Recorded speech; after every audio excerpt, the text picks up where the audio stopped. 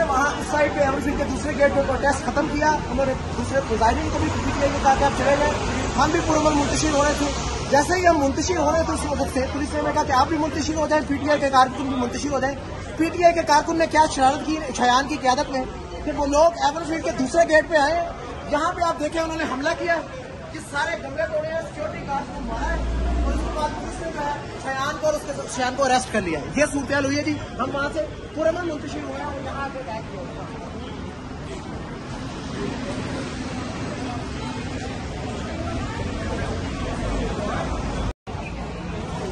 Police ने वहाँ इस साइड पे एमएलसी के दूसरे गेट पे प्रोटेस्ट खत्म किया। उन्होंने दूसरे प्रिजाइडिंग को भी पीटीआई ने कहा कि आप चले गए। हम भी पूर्व मुंतशिर हो रहे थे। जैसे ही हम मुंतशिर हो रहे थे उस वक्त से पुलिस ने कहा कि आप भी मुंतशिर हो जाए, पीटीआई के कारकुन भी मुंतशिर हो जाए।